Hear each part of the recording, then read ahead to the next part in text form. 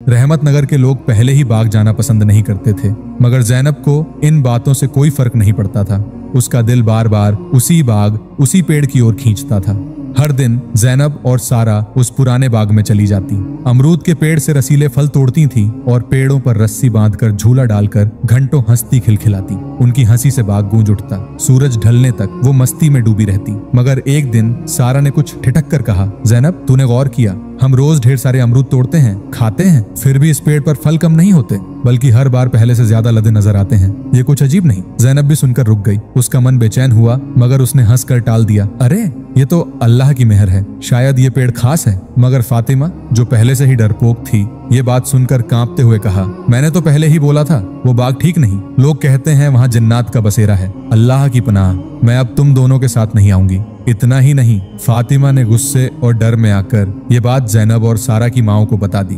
बस फिर तो रहमत नगर में जैसे तूफान खड़ा हो गया। नूरजहां ने जैनब को खूब डांटा, कितनी बार मना किया, वो बाग खतरनाक है, तुझे अपनी जान की परवाह नहीं। अल्लाह ने तुझे इतनी हसीन जिंदगी दी और तू ऐसी जगह जाती है जहां लोग डरते हैं। जैनब आंसुओं में डूबी चुप रही। उसके मन में एक सिहरन थी। उसे भी अब लगने लगा था कि उस पेड़ में कोई राज छिपा है। उसने माँ से वादा किया, अम्मी मैं अब वहां नहीं जाऊंगी, मैंने जो गलती की उसके लिए तौबा करती हूँ। मगर जैनब का दिल कोई नहीं पढ़ पा रहा था। वो अमरूद का पेड़ जैसे उसकी रूह में समा गया था। उसकी हर सांस, हर धड़कन में वही बाग, वही पेड़ और वो रहस्यमयी नौजवान बस गया था। उसने दिन भर खुद को घर में रोके रखा, नमाज पढ़ी, कुरान की तिलावत की, मगर उसका मन कहीं नहीं लग रहा था। रात हुई और थक कर वो सो गई। मगर रात के किसी पहर में वही सपना फिर लौट आया। वही नौजवान, चेहरा नूर सा दमकता, आंखें सितारों सी चमकती। इस बार वो और करीब आया। उसने जैनब का हाथ पकड़कर बड़े प्यार से कहा, जैनब तेरे बिना मेरा वजूद अधूरा है, मेरी रातें सूनी हैं, मुझे तुझसे इश्क हो गया है, वो इश्क जो दुनिया की कोई ताकत तोड़ नहीं सकती।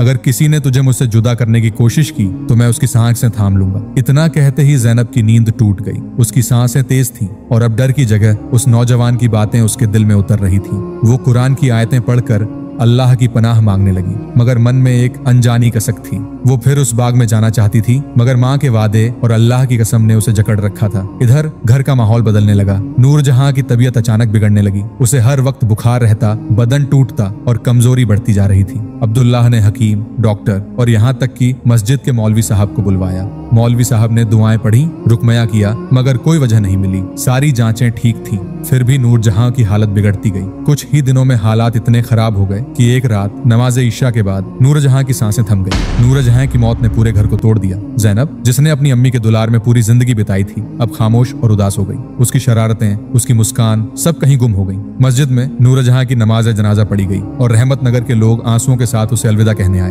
जैनब के कंधों पर अब घर की जिम्मेदारी आ गई थी, मगर वो अब घर कैसे संभालती? उसे न खाना बनाना आता था, न घर के काम। हलीमा कभी प्यार से, कभी सख्ती से समझाती,